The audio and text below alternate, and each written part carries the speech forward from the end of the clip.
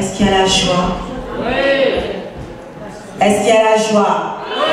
S'il y a la joie, balance un peu tes mains. Balance encore tes mains. S'il y a la joie, frappe au moins tes pieds, même si tu es assis. S'il y a la joie, utilise un peu ta bouche pour crier. S'il y a la joie, souris un peu pour la gloire du Seigneur. Alléluia.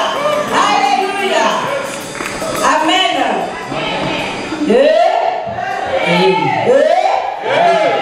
Alléluia. Vous savez, nous on est des Africains. Hein? Et l'Afrique c'est chaud. Hein? L'Afrique ça bouge. Alors ne nous faites pas rentrer le Canada dans la danse. Alléluia. On aime beaucoup le Canada. Mais côté danse, on est Africain. Alléluia. Et on aimerait vous emmener en Afrique. Alléluia. Pas pour bronzer, mais pour recevoir cette chaleur du Saint-Esprit. Alléluia. Avant de passer à notre chanson, je vais vous témoigner la bonté de Dieu dans nos vies. Alléluia. Pourquoi on chante, pourquoi on sert Dieu. D'abord, bonsoir. Nous sommes les sœurs Tchala. Je suis l'évangéliste Vanessa Tchala. C'est le pasteur Ornella Tchala, ma sœur. Alléluia. Merci au pasteur Jean-Yves pour l'invitation. Merci pour vous qui êtes là. Merci de nous avoir reçus. Et nous disons merci aussi à notre mère qui est notre pasteur, l'apôtre Tchala, qui est juste là. C'est elle qui a fait en sorte, à travers de son Dieu, que nous puissions être là debout devant vous et de témoigner ce Dieu-là. Amen.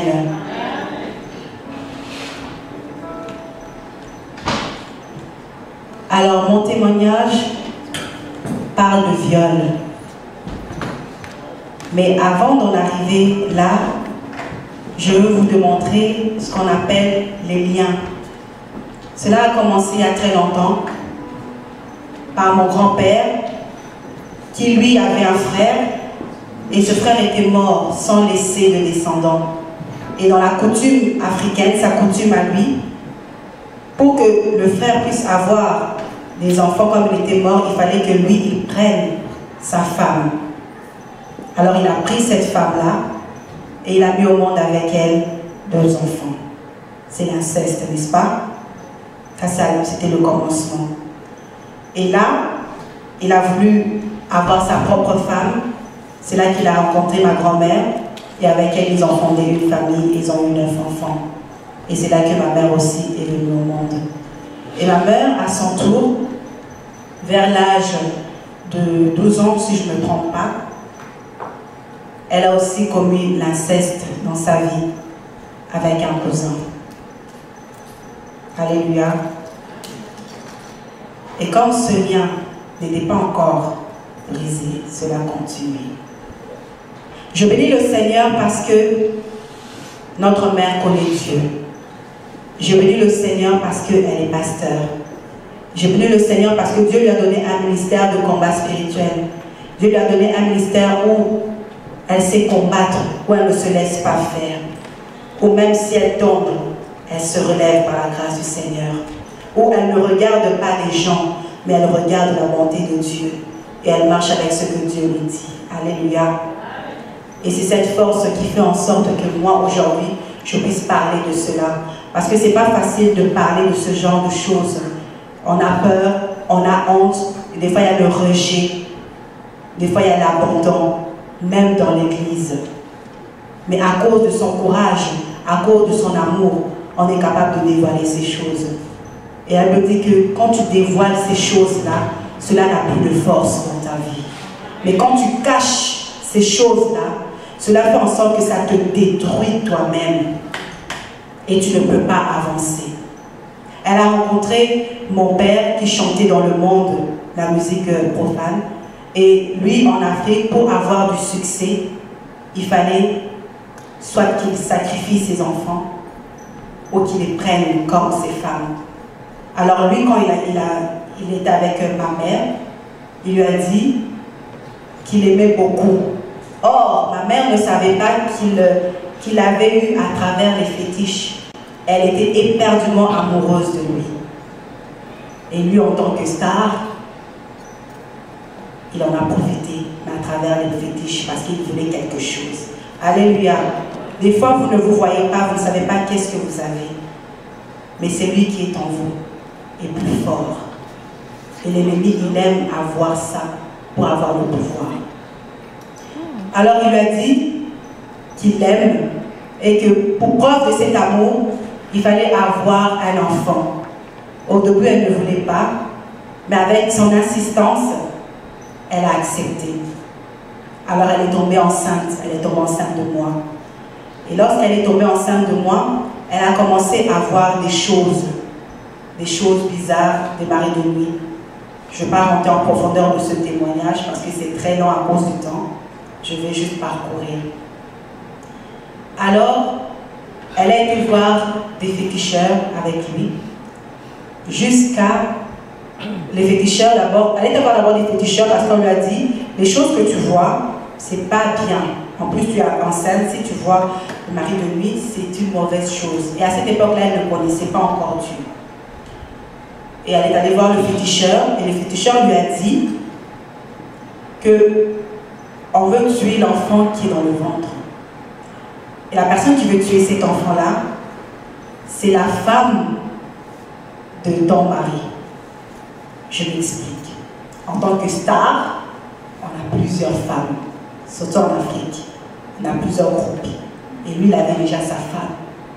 Et elle aussi, elle était là. Alors, lorsqu'elle a entendu ça, elle s'est dit qu'il fallait qu'il le sache aussi. Et pour qu'il croie à ça, il fallait aller chez son propre féticheur, parce qu'il avait son féticheur. Alors, ils sont allés voir son féticheur, et le féticheur lui a répété la même chose. Alors lui, évidemment, il a dit, ah bon, moi j'aime cet enfant, je veux que cet enfant vive. Il faut qu'on fasse tout pour que cet enfant vive. Alors ils ont fait des pratiques de coutumes du pays. Or que tout ça, ce sont des choses qui rajoutent encore, qui renforcent encore les forces des ténèbres. Mais elle était tellement aveuglée par l'amour qu'elle a accepté tout. Alléluia. Alors, pour avancer, le féticheur lui avait dit, pour que tout ce qu'on a fait puisse réussir, il faut que vous, quand l'enfant va venir au monde, vous m'appelez. Alors, quand je suis venue au monde, en Europe, quand elle est arrivée ensuite en Afrique, elle a appelé, et le féticheur est venu, et le féticheur m'a prise avec mon père dans la chambre, seule. Ils ont demandé à être seule avec moi. Et ma mère était sortie. Elle a laissé, elle a eu confiance. Parce qu'elle est née éperdument. Ce qui s'est passé là-bas, on ne sait pas.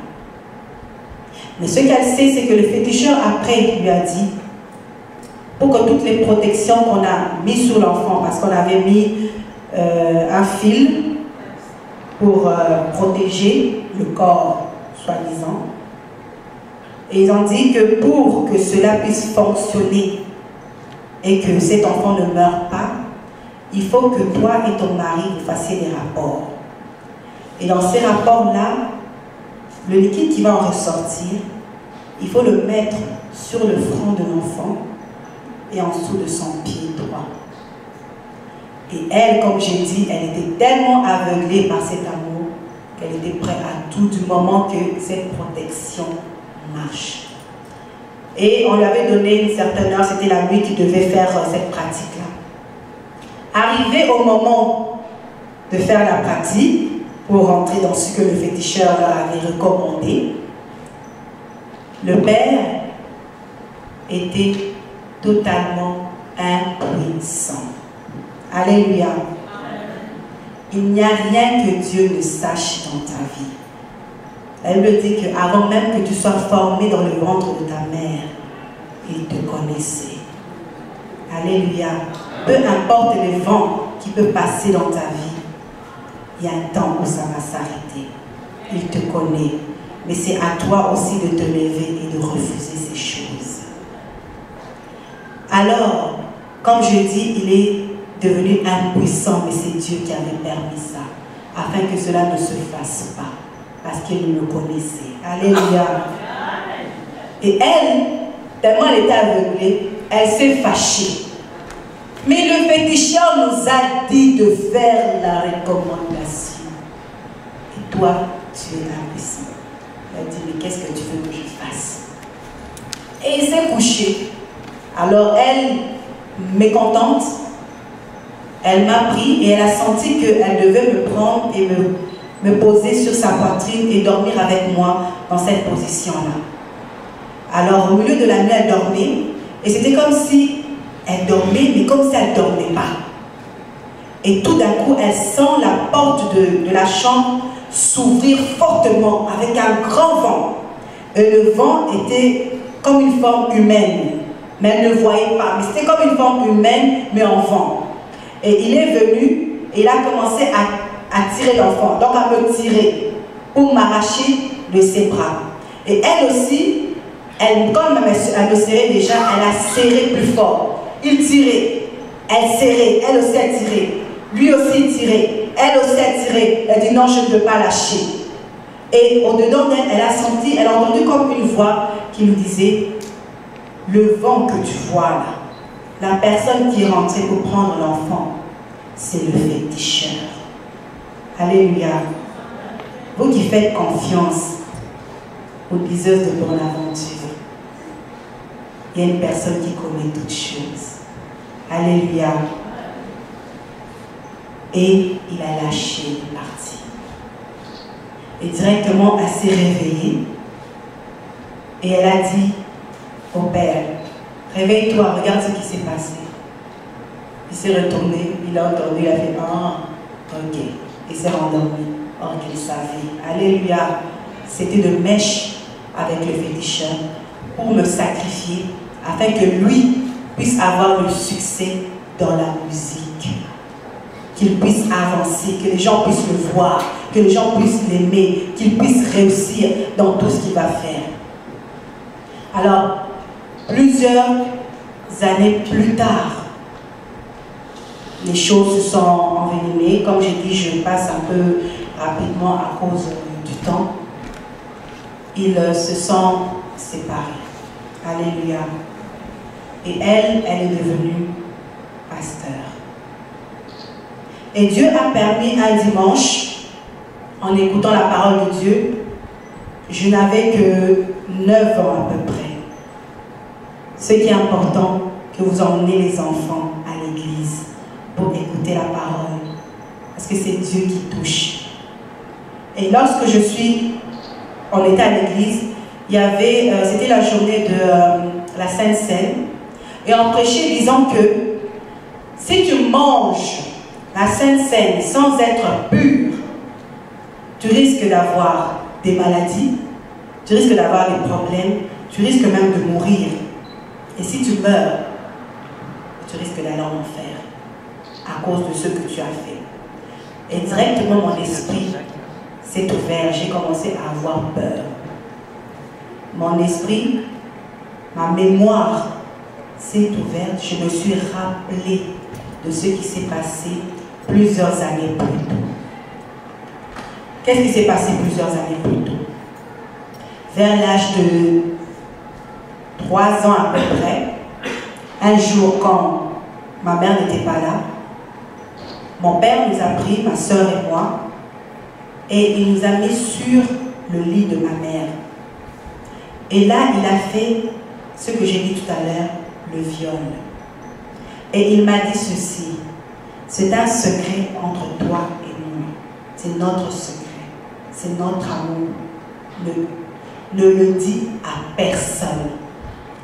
Et quand il a donné cet ordre de le dire à personne, mon cerveau a capté, mon cerveau a enregistré, et directement j'ai obéi et j'ai oublié. Alléluia.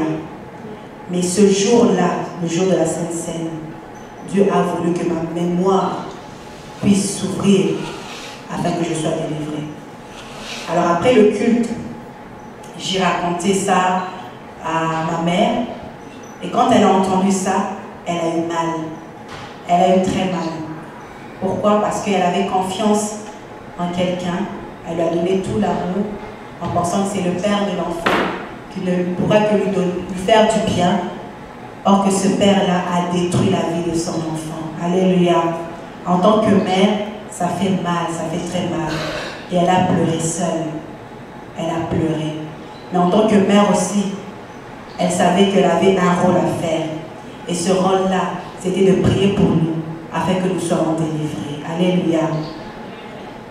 Parce qu'on était tout le temps malade. Tout le temps.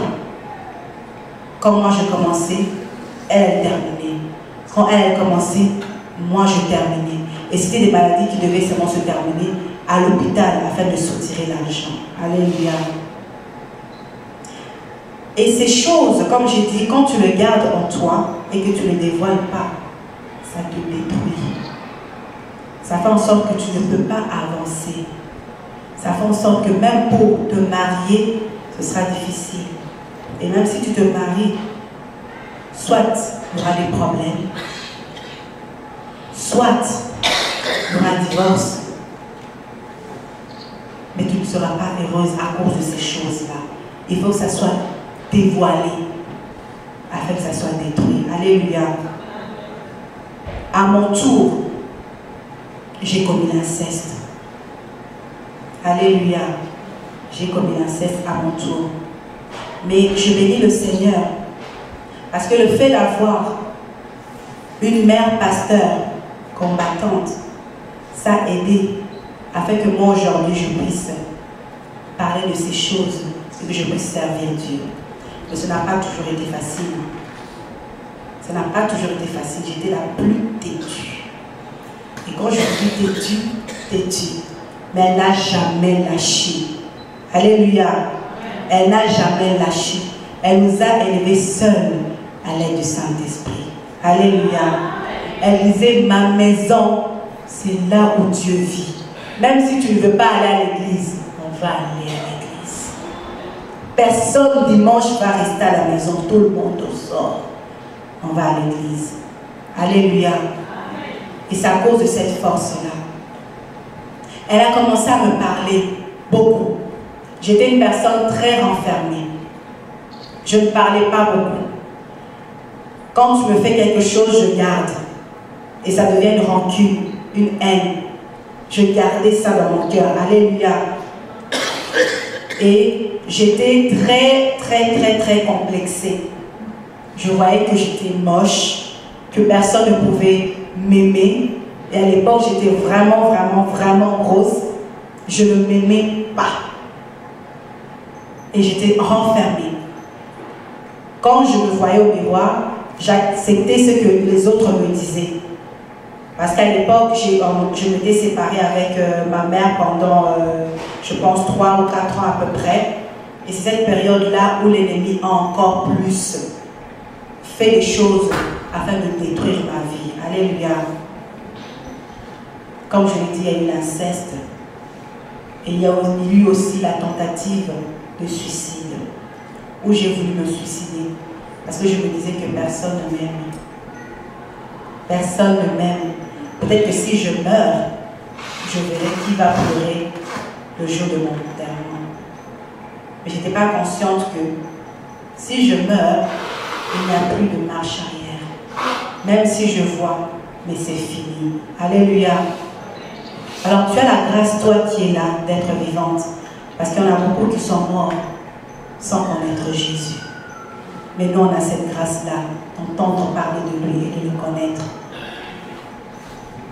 J'ai essayé un jour avec le couteau, j'ai essayé quand je me disais, la voiture qui vient, que si je me mets en plein milieu, qu'elle me frappe, ou que je saute du balcon. Tout ça, c'était l'ennemi qui me poussait afin de me détruire. Alléluia. Mais Dieu est bon. Dieu est vraiment amour. Et c'est par les prières de cette combattante que Dieu m'a gardée. Dieu m'a gardée. Elle ne cessait de me parler. Elle ne cessait de me dire, Vanessa, tu es différente des autres. Vanessa, tu es belle. Vanessa, accepte-toi telle que tu es. Peu importe que tu sois grosse, peu importe, tu dois toi d'abord t'accepter tel que tu es avant que l'autre t'accepte. Et c'est comme ça qu'elle commençait à me faire le lavage de cerveau. Parce que tellement j'avais des choses en moi, et j'avais à l'époque un calepin. Je pense que presque tout le monde l'a fait. On avait un calepin, on écrivait tout. Personne ne m'aime, j'en ai marre, je suis moche, je suis grosse. Tu écris, je pleurais. Et j'ai même enregistré dans une cassette qui était tombée dans les mains de ma sœur, qui elle a été rapportée et ça s'est retrouvé dans les mains de ma mère. Et c'est là qu'elle a su toute la vérité de ce qui était enfermé en moi. Et elle a commencé à me parler d'abord de sa propre vie. Parce que je n'arrivais pas à dévoiler toutes ces choses, toutes ces rancunes, tout ce qu'on m'avait fait, toute la haine, toute la colère, que ce soit à l'école, tout le rejet, tout l'abandon. Tout ça s'était enfoui en moi. Mais elle a commencé à me parler de sa vie, de ses propres choses, de ses propres bêtises. Mais toi, peut-être tu caches, tu ne veux pas le dire. Après, tu t'étonnes quand tu vois ton enfant faire les mêmes choses que toi. Alléluia. Tu dois briser ces choses, tu dois les refuser. Tu dois dire la vérité. Parce que c'est quand on dit la vérité, la Bible dit que la vérité fait quoi? Elle l'affranchit, elle libère, elle délivre. C'est quand elle m'a dit la vérité de sa vie que je me suis dit, ah bon, je pensais être la seule à vivre toutes ces choses. Et j'ai commencé à pleurer. Les larmes ont coulé. Et j'ai commencé à dévoiler toutes les choses qui m'étaient arrivées. Toutes les choses qui s'étaient à rajouter. La colère, la haine, la rancune. Je détestais mon père, je le haïssais. Je souhaitais qu'il meure à cause de ce qu'il avait fait dans ma vie. Or que la haine, c'est la force du diable. Ça fait en sorte encore que tu te maintiennes en prison et tu ne peux pas avancer. Elle m'a appris la puissance du pardon. Alléluia. Alors j'ai écrit une lettre où j'ai demandé pardon. J'ai demandé pardon à mon père à cause de ce que moi je ressentais. Alléluia. Quand tu demandes pardon, le pardon c'est pour que toi tu sois délivré. Des fois on a peur de demander pardon, ou encore on a l'orgueil de demander pardon. Pourquoi je veux demander pardon? C'est lui qui m'a fait mal. C'est lui qui devrait me demander pardon. Mais la personne qui souffre, c'est toi. C'est moi qui avais besoin d'une délivrance. C'est moi qui devais demander pardon afin que Dieu puisse me libérer moi. Lui, c'est son problème avec Dieu. Moi, c'était mon problème avec Dieu. J'ai demandé pardon. De son côté, ça l'a déplu. Il était en colère. Mais moi, j'avais fait ma part. J'ai demandé pardon. Et plusieurs années plus tard, il est mort.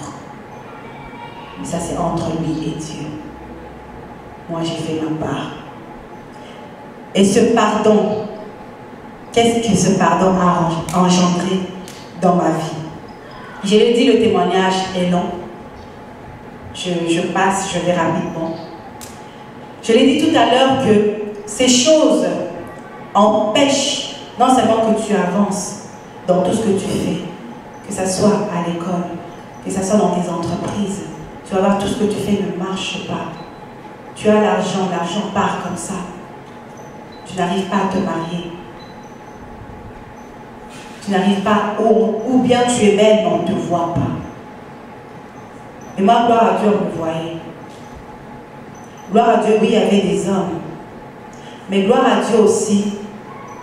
Ma mère, tellement, elle nous maintenait dans la prière, qu'elle nous disait qu'il faut attendre le temps de Dieu. Même pour le mariage. Alléluia. Des fois, on est pressé. On veut faire les choses avant. Et des fois, on veut aider Dieu. Alléluia. tu as déjà une personne que tu as pointée, ou encore vous avez déjà commencé à vous fréquenter et tu vois que c'est la bonne personne pour toi. Mais Dieu dit, c'est pas la bonne personne pour toi. Alléluia. Tu regardes l'âge. En tant qu'Africain, chez nous les Africains, quand tu as un certain âge, déjà à partir de 25 ans, et que tu n'es pas marié, on commence déjà à te regarder. Il y a des marraines et des parrains qui commencent déjà à sortir. On te dit, ben, moi je serai le parrain de ton mariage. Hein. Donc on te regarde déjà, toi tu vas te marier quand? Alléluia. Et l'âge passé, et l'âge passé. Et pour aller rapidement, ma mère me disait, Dieu, parce que Dieu lui avait montré que nos maris ne se trouvent pas au Canada, ne se trouvent pas en Europe, et nos maris se trouvent en Afrique. Et quand moi j'ai entendu ça, j'ai dit, où? En Afrique. Et puis quand encore? J'ai refusé. Alléluia. Je me suis dit, ben, c'est ma mère, hein. Dès que la prophétie, c'est elle-même qui l'a fait. Donc, en Afrique en plus, que moi j'aille prendre une personne qui vient d'Afrique, qui vient jusqu'au Canada, on n'a pas la même mentalité, on ne voit pas les choses de la même façon. Non. J'ai refusé. Alléluia. Laisse-moi te dire que quand on te dit quelque chose, ne dis rien. Ne dis rien. Même si tu n'es pas d'accord, ne dis rien. Prie seulement. Alléluia. Parce que quand tu dis quelque chose, cela peut retarder ta bénédiction. Alléluia. Alors pour faire court, il y a eu un homme qui venait d'arriver. Ça ne faisait pas très longtemps d'Afrique. Et on a commencé à se fréquenter. Et ma mère me dit, elle dit, non, je t'avais dit, pas ici, en Afrique. Je dis, mais il vient d'Afrique, non? Ça ne fait pas longtemps qu'il est là. Elle dit, mais t'as pas compris? Il ne doit pas être ici, dans ces pieds-là. Ça ne doit pas toucher encore le Canada. Et en tout cas, elle est contre moi, elle ne veut pas que je me marie. Elle ne veut pas que je me marie. Bientôt, il reste une année avant que j'ai 30 ans. J'en ai marre. Je veux me marier. Je veux avoir des enfants. Elle maintenant, qui elle aussi, en tant que mère, elle a aussi le souci que ses enfants se marient. Mais comme je l'ai dit, c'est une femme combattante qui est attentive à ce que l'Esprit dit. Alléluia. Elle ne veut pas faire les choses avant. Alors, il y a eu des pleurs, il y a eu des boudages, il y a eu des choses, j'étais en colère, je vois en tout cas, non, non, non, non. Ça ne marche pas. Mais Dieu a permis. Dieu est allé lui-même toucher mon cœur. D'abord, pour que j'accepte que le mari soit d'Afrique. Alléluia. Mais ça a pris du temps. Je dirais même que ça a pris des années avant que j'accepte ça. Cette conception-là ne rentrait pas encore totalement dans ma tête. J'avais du mal. Et quand c'est rentré dans ma tête et j'ai commencé à l'accepter, malgré les pleurs, malgré les regards, j'ai dit au Seigneur que ta volonté soit faite. Alors là où on va là, je veux te voir. Alléluia. Je veux voir ta gloire maintenant dans ma vie. Et c'est en mission, quand on est allé, nous on est allé en mission, on devait aller au Congo, on devait aller au Congo-Brazzaville, on devait aller en Angola. Et pour moi, comme notre maison, notre église, la femme samaritaine se trouve au Congo-Kinshasa, je me suis dit, ben alors on va venir de là-bas. Alors, effectivement, quand on est allé là, on a vu que le visa qu'on nous donnait pour l'Angola, c'était, il allait finir. Donc, quand on arrive au Congo, il fallait qu'on passe directement pour aller en Angola. Et en Angola, on devait faire 1 mois. Arrivé là-bas, on nous a dit de rajouter pour faire 2 mois. Et quand j'ai vu qu'on a rajouté pour faire 2 mois, j'ai commencé encore à pleurer. Je me suis dit, mais ça y est, je ne vais pas me marier, c'est bon. On nous a donné 2 mois d'Angola. Maintenant, comment je vais trouver cet homme-là que Dieu a dit? Alléluia. Dieu est capable de changer ta vie en une seule journée. De tout transformer, toutes tes pleurs, tout. Il est capable de te redonner le tout en un instant. Parce qu'il est Dieu. Alléluia. Et c'est là où j'ai vu la main de Dieu dans ma vie. Et j'ai vraiment cru que Dieu agit. Alléluia. Alors je bénis le Seigneur pour ce Dieu-là qu'elle nous a donné. Parce que ce Dieu a fait en sorte qu'aujourd'hui, moi, je puisse être une femme mariée. Alléluia. Qu'aujourd'hui, moi, je puisse vivre avec mon mari. Qu'aujourd'hui, moi, je puisse chanter avec mon mari. Alléluia. Dieu est capable, peu importe ce qui se passe dans ta vie, peu importe tes problèmes, peu importe le temps que cela a pris, mais il est capable de te délivrer. Alléluia. Mais tu dois le laisser agir dans ta vie et accepter sa volonté. Donc voilà mon témoignage. Et la chanson qu'on va chanter, elle est dans l'Igala. La chanson est dans l'album. L'album qu'on a, c'est un maxi single.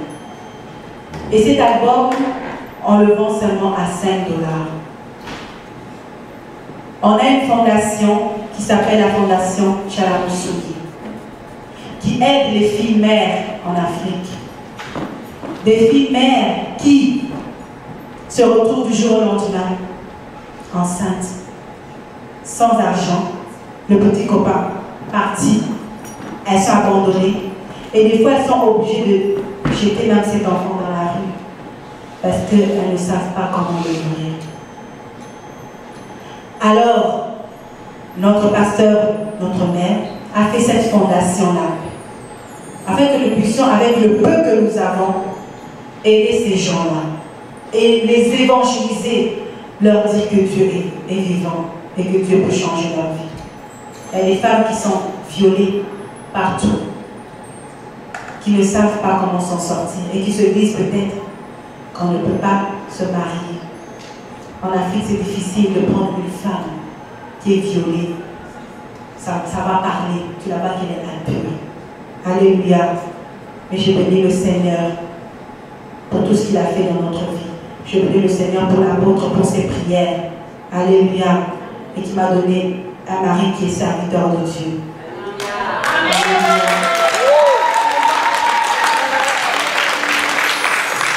Amen. Donc soutenez-nous par vos prières, par votre amour, en achetant l'album, le DVD, afin que cette œuvre puisse avancer. Comme je l'ai dit, c'est 5 $. Nous, on prend seulement 3 $ et le 2 $, on envoie à la fondation. La chanson qu'on va chanter est dans l'Igala, mais elle explique tout simplement le témoignage que je viens de vous relater. Amen. Soyez bénis.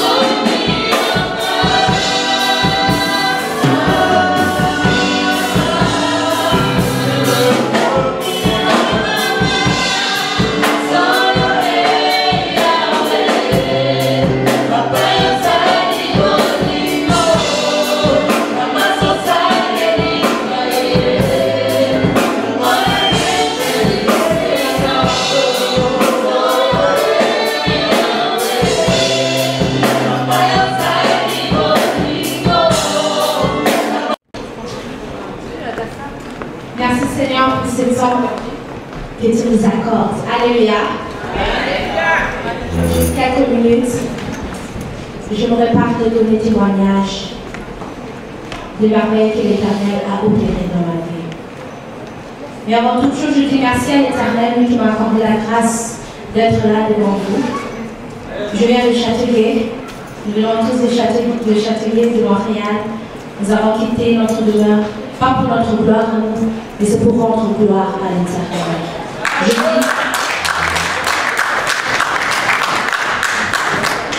J'ai dit aussi merci à l'Éternel pour le pasteur Jean-Yves, ainsi que pour son épouse, le pasteur Rita, et j'ai pensé hier. Merci pour votre invitation que vous nous avez invité pour venir faire ce travail depuis hier et aujourd'hui, notamment. Je dis aussi bonne fête à toutes les mamans présentes dans ce lieu. Mais par-dessus tout, bonne fête à la grande qui est pour moi ma maman. Bonne fête maman, je t'aime maman. Amen. Les mamans font un travail extraordinaire dans nos vies. Nous ne pouvons pas les ignorer. Nous ne pouvons pas être indifférents. Nous ne pouvons que les honorer. Pas simplement une seule journée, mais tous les jours. Parce qu'elles sont là tout le temps pour nous. Je suis la cadette de l'apôtre Chala, qui est la visionnaire de l'église Mission évangélique Femme Samaritaine, qui a commencé l'œuvre depuis le 26 décembre 1991 à Kinshasa. Et nous avons aussi l'église ici à Montréal. Alléluia. J'ai eu la grâce d'être concis alors que ma mère connaissait le Seigneur.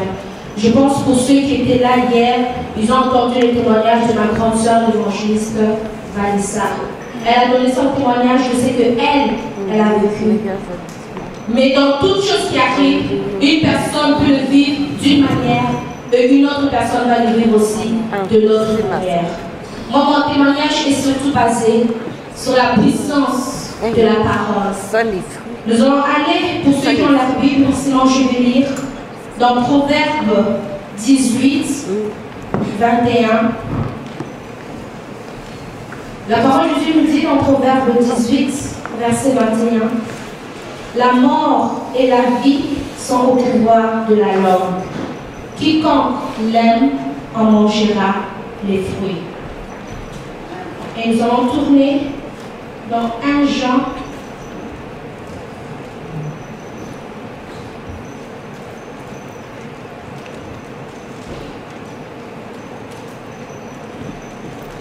Jean 3, au verset 15. Premier épître de Jean, chapitre 3, au verset 15. La parole de Dieu nous dit « Quiconque est son frère est un meurtrier. Et vous savez qu'aucun meurtrier n'a la vie éternelle demeurant en lui. » La parole de Dieu nous dit bien « Quiconque est son frère, haïr est un meurtrier. Et vous savez qu'aucun meurtrier n'a la vie éternelle demeurant en lui. » Nous avons connu l'amour, verset 16. On sait qu'il a donné sa vie pour nous. Nous aussi, nous devons donner notre vie pour les frères. Et nous allons lire un dernier verset dans Jean 3, verset 16, que je suis sûre que beaucoup de gens connaissent par cœur.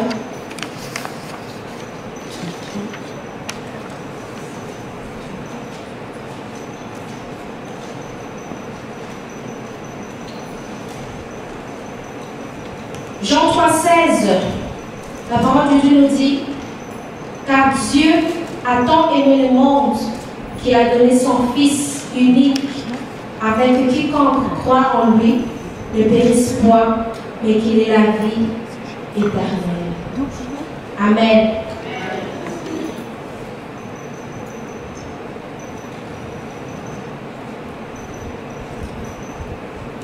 Ma soeur, elle a donné le témoignage hier du viol que nous avons subi dans nos vies. Moi, ma mère, lorsque j'ai été conçue, ma mère, elle était déjà chrétienne. Ma mère connaissait déjà le Seigneur. Ma mère commençait déjà à aller à l'église. Mais alors que ma mère était tombée enceinte, elle et mon père ne s'entendaient plus. Il n'y avait plus l'amour entre eux. Il n'y avait plus la joie qu'un couple normal, qui sont mariés, qui attendent des enfants, doivent vivre. Il n'y avait plus cela. Or, ils ne s'aimaient plus, mais ma mère, elle était enceinte. Une femme enceinte, c'est une femme qui doit être couverte d'amour. Parce que l'enfant qui est dans le ventre, il sent, il peut ressentir. Et ma mère, elle n'avait plus l'amour pour mon père. Elle ne l'aimait plus. Elle ne supportait même plus sa présence. Ce qui veut dire que quand mon père n'aimait plus ma mère, il n'aimait plus aussi l'enfant qui était dans son ventre. Ce qui veut dire que alors même que j'étais déjà dans le ventre de ma mère, mon père, il m'avait déjà délaissé. Il m'avait déjà régné. Il m'avait déjà abandonné. Pour lui, je n'existais même pas alors que j'existais dans le ventre de ma mère. Et c'est dans cet état que j'ai été conçue. C'est dans cet état que j'ai grandi dans le ventre de ma mère. Le temps a passé et ma mère, qui connaissait déjà le Seigneur, elle a vu que ce n'était pas bien. Elle avait vu que ce n'était pas bien de continuer comme ça dans l'état qu'elle était, de vivre dans cet état. Et elle a appelé les hommes de Dieu de venir prier pour elle et mon père. Et les hommes de Dieu, ils ont dit, puisque mon père, il était parti. Mon père, c'était un musicien, une vedette connue dans le monde qui chantait de musique mondaine. Et étant un homme connu, une superstar, il avait plusieurs femmes. Il n'avait pas simplement ma mère, mais il en avait aussi d'autres. Donc il avait l'habitude, il venait, il partait, il venait, il partait, il venait, il partait, il jouait au yo-yo avec ma mère. Et ce temps-là, mon père était parti.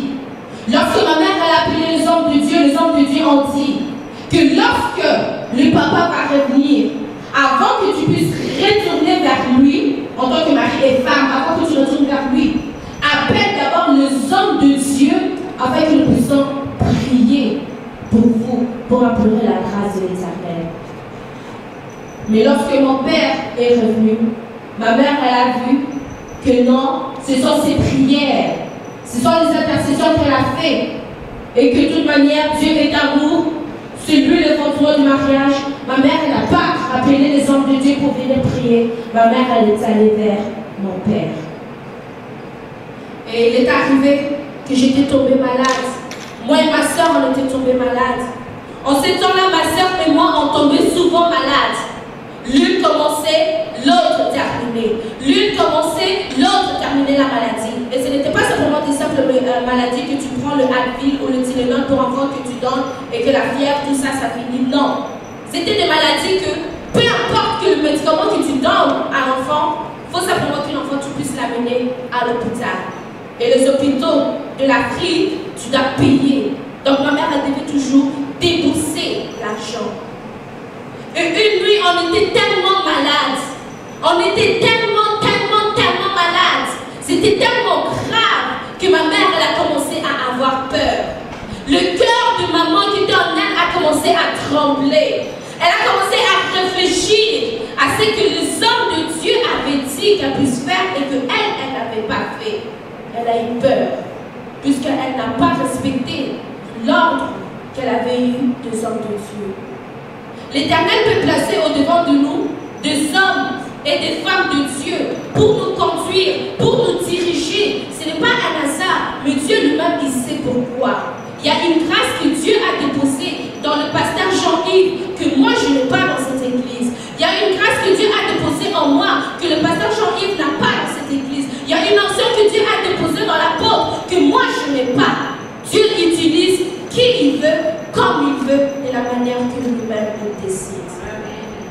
Ma mère, en voyant qu'on était presque en train de mourir, elle s'est mise à genoux. Elle a commencé à prier. Elle a commencé à demander pardon à l'Éternel. Lorsque tu fais une faute, la première chose que tu dois faire, c'est de repentir, demander pardon. Ma maman, elle a demandé pardon à l'Éternel pour la désobéissance qu'elle avait commise. Parce que son acte, maintenant, avait conséquence sur nous. Et en priant, ma mère, elle est tombée dans la Bible, dans l'histoire de David et de Goliath. Et en lisant, en voyant ces versets, ma mère, elle a été inspirée à l'Éternel de faire quelque chose pour ma soeur et pour moi. Ma mère, elle nous a consacrés à l'Éternel. Pour ceux qui connaissent la parole de Dieu, pour ceux qui lisent la Bible, vous allez voir que Anne, elle était stérile. Elle est allée prier vers l'Éternel. Elle lui a dit, Éternel, donne-moi un fils. Et cet enfant, je vais te le consacrer. De la même manière que ma mère, elle a prié pour ma soeur et pour moi. Elle nous a consacrés. Elle a fait une prière. Elle a dit, Seigneur, accorde grâce. Sauve ces enfants. Donne-leur la vie. Et ces enfants, plus tard, ils vont te servir. Alléluia.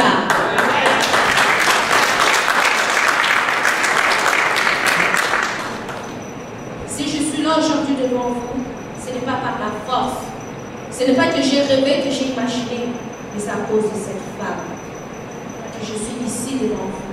À cause des prières, à cause de la consécration qu'elle avait faite, de la promesse qu'elle avait faite à l'Éternel et qu'elle a tenu cette promesse. Vers l'âge de 6 mois, quelques mois après, un jour que ma mère n'était pas là, notre père avait commis le viol sur ma soeur et sur moi. Vous pouvez demander 6 mois, comment est-ce que moi je le sais? Ma grande soeur, elle est plus vieille que moi. Alléluia. Amen. Comment est-ce que moi j'ai su cela? Comment est-ce que moi j'ai eu connaissance de cet abus? C'était un jour de cette scène. Alors qu'on était en train de prêcher à l'église, ce qui était caché dans le cerveau de ma soeur a été révélé. Je ne vais pas trop rentrer dans les détails puisqu'elle a parlé de ça hier. Et ce n'est que lorsqu'elle a parlé, lorsqu'elle a simplement ouvert la bouche pour dire « Maman, sache que papa avait abusé de moi et de Ornella dans ta chambre, sur ton lit, que j'ai eu connaissance de ce qui s'était passé dans ma vie. » Moi, lorsque j'étais jeune, j'ai grandi seule avec ma mère. Je n'ai pas eu de père. J'ai grandi seule. Et lorsque je voyais les autres enfants, je me demandais pourquoi est-ce qu'eux, ils ont un papa et une maman? Pourquoi est-ce que les papas vont chercher les enfants à l'école? Je voyais même à la télévision des papas et des mamans qui allaient bercer leurs enfants, des papas qui jouaient avec leurs enfants. Moi, je voyais, je disais, pourquoi est-ce que moi, je n'ai pas de papa? Qu'est-ce que j'ai fait pour que mon père puisse me haïr? Qu'est-ce que j'ai fait pour qu'il puisse me détester? Je le voyais à la télévision. C'était la première fois que je l'avais vu à la télévision. Je ne savais même pas à quoi est-ce qu'il ressemblait. Je l'ai vu à la télévision. Je disais, mon père, pourquoi est-ce qu'il m'a abandonné? Pourquoi est-ce qu'il m'a délaissé? J'avais l'envie, comme tout enfant normal, d'avoir ses deux parents, son papa et sa maman. Mais lorsque j'ai eu connaissance des paroles que ma sœur a dit, nous avons lu la Bible. La parole a dit dans Proverbe, la vie et la mort sont au pouvoir de la langue. Alléluia. Les paroles que tu sors, ça peut donner la vie. Les paroles que tu sors, ça peut donner la mort. Et simplement en entendant les paroles de ma grande sœur, l'amour que je voulais pour mon père s'est transformé en une haine. Je haïssais mon père de toutes mes forces. Je le détestais tellement, je ne voulais même plus entendre parler de lui. Je ne voulais même pas le voir. Je ne voulais même pas qu'on puisse citer son nom. Je disais que ce n'est pas mon père. Je ne l'appelais même pas papa. Il n'était pas mon père. Je le détestais. Je disais, comment est-ce qu'un père a pu faire ça à son enfant? Un père, normalement, lorsqu'il met au monde, comprenez, il met au monde un enfant, c'est pour donner l'amour. C'est pour que ton enfant puisse faire ce que toi, tu n'as pas fait. Toi, tu désires, par exemple, être médecin, être architecte, faire de grandes choses. Tu n'as pas cette capacité. Mais tu vas faire un enfant, tu vas demander le meilleur pour pour ton enfant, tu ne vas pas vouloir le pire, mais tu vas vouloir le meilleur. Et je me disais, qu'est-ce que je fais pour que mon père puisse me haïr à ce point-là? Détruire ma vie, me souiller, me rendre impure. Je me voyais sale, je me voyais impure. Je voyais que qui pourrait m'épouser, qui pourrait m'aimer, qui pourrait me désirer, alors que j'ai été souillée. Mais dans tout cela, je servais l'Éternel. J'ai commencé à chanter dans l'église alors que je n'avais que 6 ans. En Afrique, ma mère, elle faisait des campagnes d'évangélisation en plein air. Et moi, je chantais déjà pour la gloire de l'Éternel. Ici, je modérais. Je chantais, je continuais à servir. Mais en moi, j'avais toujours la haine. La haine était toujours en moi. La haine était toujours dans mon cœur. Beaucoup de gens croient en des paroles qui les mènent à la mort. La mort était venue en moi. J'avais le dégoût de mon corps à un tel point que je me lavais 3 fois par jour. Je me lavais le matin. En retournant de l'école, je me lavais. Et le soir, encore avant d'aller dormir, je me lavais. Mais lorsque je parle de me laver, ce n'était pas avec n'importe quoi que je me lavais. Pour les femmes, ou même pour les hommes qui lavent les casseroles, vous voyez je ne sais pas comment on appelle ça, le lait d'acier. Voilà, c'est le lait d'acier pour gratter les casseroles lorsque vraiment on a préparé, vraiment c'est bien collé. Lorsqu'on gratte, c'est dur. Mais moi, je me lavais avec ça. Je voyais que mon corps, je me voyais tellement souillé, tellement sale. Je n'arrivais même plus à me auto-supporter. Je me lavais avec ça. Imaginez la souffrance qui était dans mon cœur. Alléluia. Amen. Excusez-moi, je suis enrhumée. Et ma mère, elle ne savait même pas qu'est-ce qui s'est passé en moi. Ma maman, elle ne savait pas qu'est-ce qui s'est passé en moi. J'ai même voulu me suicider. Je n'arrivais plus à supporter cette souffrance en moi. C'était trop fort pour moi. C'était trop douloureux pour moi. Ma mère, elle est pasteur, elle est servante de Dieu. Elle me disait souvent depuis mon jeune âge, Ornella, en moi je vois que tu ne vas pas passer l'âge de 20 ans. Ornella, je vois que tu ne vas pas dépasser l'âge de 20 ans. Je vois comme si tu vas mourir avant. Elle parlait, mais elle ne savait pas ce qui s'est passé en moi. Elle ne savait pas le désir de la mort que j'avais. Elle ne savait pas les tentatives de suicide que j'avais. Et c'était rendu que ce n'était pas simplement des actes que je commettais, mais c'était rendu que même en moi, ça se manifestait. J'avais des fois des étourdissements, la tête qui me tournait, un vertige tellement fort que même lorsque j'ai traversé la rue, c'était tellement fort que c'est comme si j'allais tomber. Alors qu'une voiture venait, ça pouvait m'écraser et me tuer. J'appelais la mort sans le savoir. Ma mère, elle est seule qui n'a jamais rien caché de sa vie. Elle n'a jamais eu honte des actes qu'elle a commis. Elle nous a toujours parlé. Elle m'a toujours dit comment est-ce qu'elle était tombée enceinte de moi, afin que moi je puisse prier et que je puisse refuser tout ce qui s'était passé, que je puisse briser les liens. Car la parole de Dieu nous dit dans Ézéchiel 18, verset 4, que vous ne direz plus que les pères ont mangé des raisins et que les dents des enfants en ont été agacés. Donc vous ne direz plus tel père, tel fils.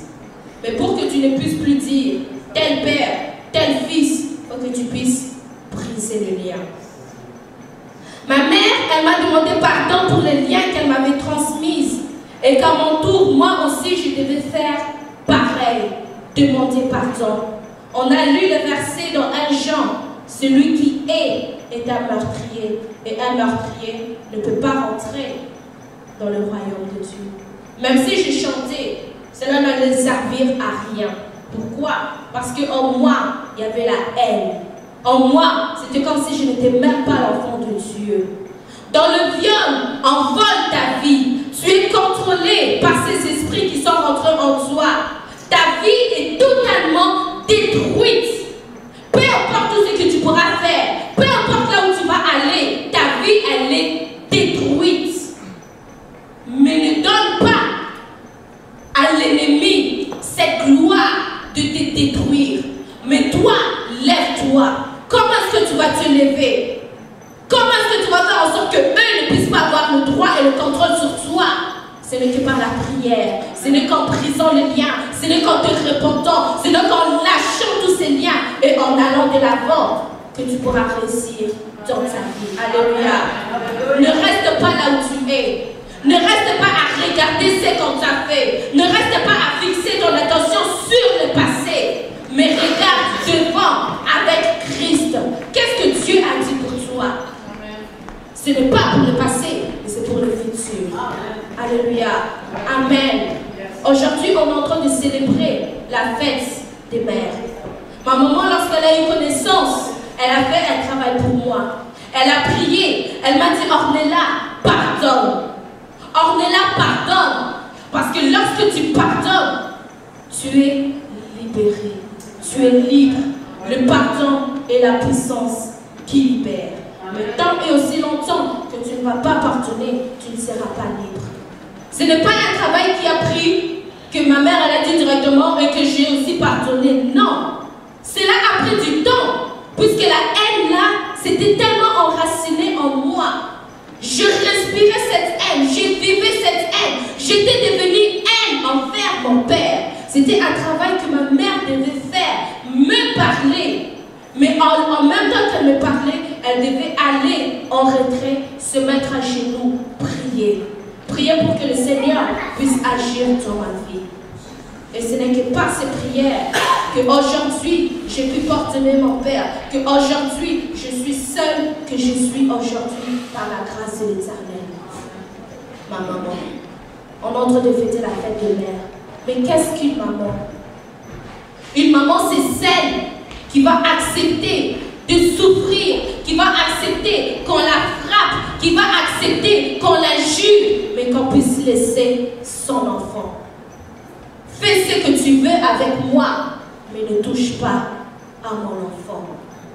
Une mère poule, c'est celle qui va s'asseoir sur les œufs. Peu importe que tu lui lances de l'eau, peu importe que tu lui lances des roches, peu importe que le vent souffle fort. Une mère poule, tant et aussi longtemps qu'elle est assise sur ses œufs pour protéger ses enfants, elle ne va pas bouger et tu ne pourras pas avoir ses enfants. C'est ça une mère. Mais quelle a été la plus grande preuve de mère pour nous? C'est Christ. La Bible dit, Dieu a tant aimé le monde qu'il a donné. C'est quoi l'amour? C'est bien de dire, maman je t'aime. C'est bien de dire, dans quelques semaines, papa je t'aime. Mais c'est quoi l'amour? L'amour, ce n'est pas simplement acheter des cadeaux. L'amour, ce n'est pas simplement amener tes parents à aller manger un brunch ou donner des bouquets de fleurs. L'amour, c'est une manifestation quotidienne. Tu dois manifester ton amour. Tu dois donner. Christ l'a fait.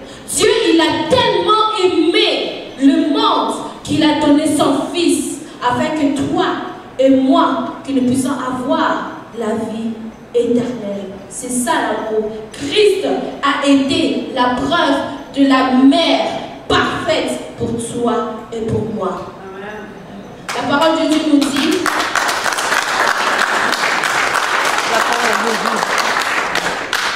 la parole de Dieu nous dit, une femme sera sauvée en devenant mère. Et lorsqu'on dit une femme, on ne parle pas simplement de la femme charnelle, mais on parle de la femme spirituelle. La parole de Dieu nous dit encore, malheureusement on n'a pas le temps pour que je puisse vraiment rentrer dans tout ça, marcher selon l'esprit. Voilà pourquoi je dis la femme spirituelle. Parce que lorsqu'on marche dans l'esprit, que ce soit l'homme, que ce soit la femme, on est tous épouses du Christ. Et c'est en devenant mère que nous serons sauvés. Une mère, tu donnes pour sauver ton enfant. Donne, ne te regarde pas toi. Ne regarde pas le plaisir de la chair. Ne regarde pas le plaisir du monde, mais regarde le bien pour ton enfant. Christ a été insulté. Il a été flagellé. Il a souffert de souffrances que toi et moi ne pouvons pas souffrir. Lorsque tu te colles le petit orteil sur le coin de la table ou n'importe où, tu as mal. C'est une souffrance qui monte même jusque dans ton cœur. Tu es là, tu as mal. Mais imaginez qu'on prend du clou, qu'on te cloue, qu'on prend une couronne d'épines, qu'on te le mette, qu'on prend une flèche et qu'on te brise. Imaginez les souffrances, les coups de fouet. Personne ne pourrait les supporter. Mais Christ a supporté cela pour toi et pour moi. L'amour. Aujourd'hui, il y a beaucoup de gens qui sont dans l'église mais qui n'ont pas l'amour. Ils viennent simplement dire Alléluia, Amen. Mais lorsqu'on lui dit, va voir ton frère, il dit non, pasteur, on va voir n'importe qui. Mais lui, je ne supporte pas sa présence. Mais lui, je ne peux pas le supporter, je ne suis pas capable. Il y en a beaucoup qui viennent dans l'église, qui ont des choses enfouies en eux, qui ne peuvent pas le dire, qui ne peuvent pas les dévoiler. Et merci, pasteur Jean-Yves. Merci, pasteur Rita, parce que vous nous avez permis de témoigner ce que l'Éternel a fait dans nos vies pour la gloire de l'Éternel. La Bible nous dit, ils l'ont vaincu à cause du sang de l'agneau et de la parole de leur témoignage. Ton témoignage va agir dans la vie d'une autre personne. Là où tu es passé, les souffrances que tu as vécues, et maintenant l'élévation, la force que tu as eue, l'Éternel va maintenant t'utiliser pour agir dans la vie d'une autre personne qui est dans la même situation que toi, mais qui ne sait pas comment s'en sortir. C'est en témoignant que tu vas délivrer. Moi, je ne sais pas pourquoi, je ne sais pas ce qui est dans vos vies, je ne sais pas ce qui est dans vos cœurs, mais si l'Éternel a permis que nous puissions venir ici, dans ces lieux, ce n'est pas un hasard. Amen.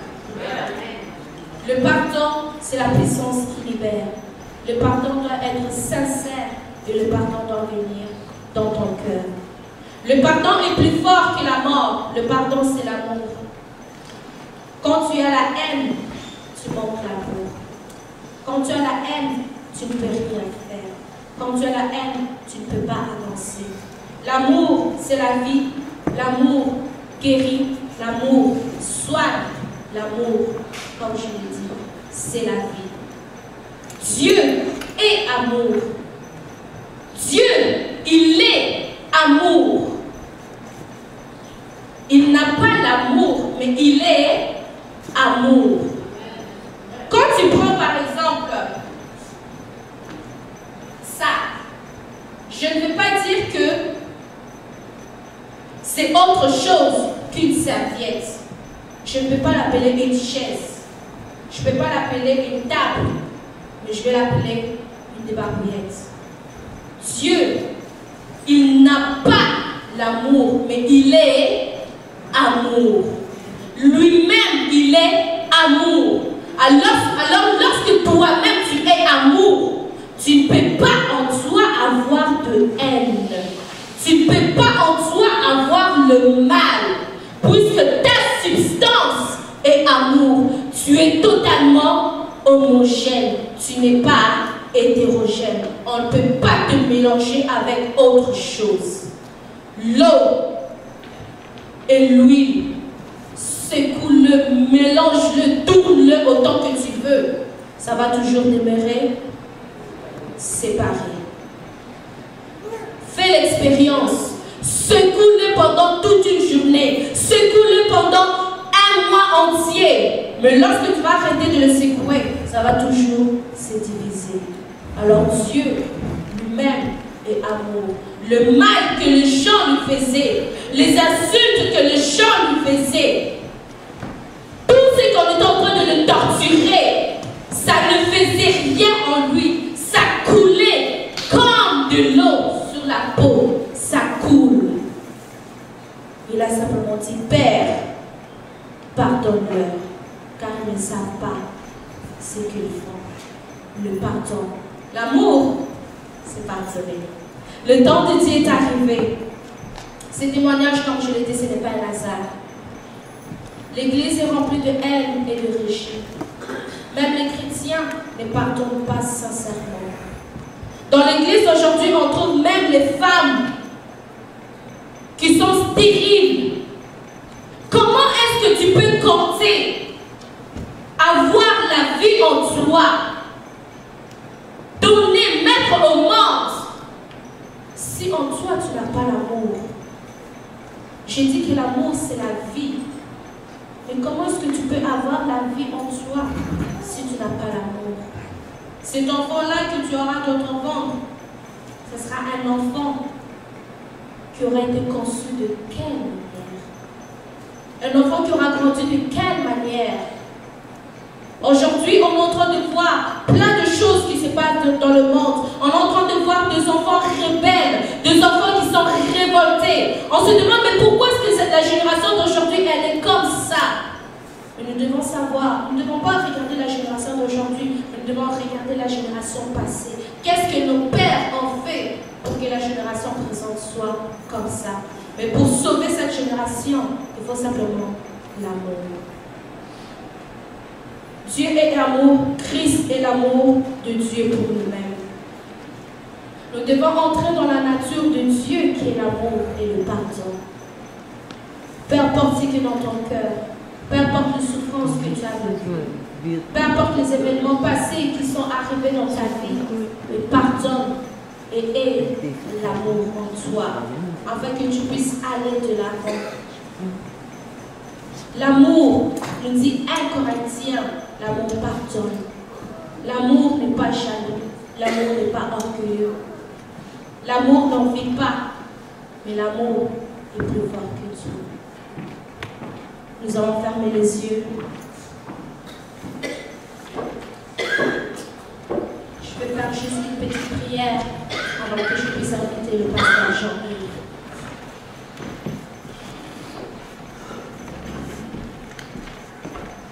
Seigneur, merci. Merci Saint-Esprit. Esprit de Dieu, je te demande de pouvoir toucher chaque personne présente dans ce lieu. Je te demande, Éternel, que tu puisses agir dans leur vie. Que tu puisses changer leur cœur, changer leur pensée, changer leur être, leur raisonnement. Éternel, désormais, toi seul, tu sais pourquoi tu avais prévu ces jours, ce temps, ce lieu, ce moment. Éternel, désormais, que ce ne soit même qu'une seule personne, mais je te demande de faire un miracle dans la vie de quelqu'un aujourd'hui en ce lieu. Éternel, je viens sceller cet instant par le sang de l'agneau et que toi seul, tu puisses être glorifié dans le nom de Jésus. Amen.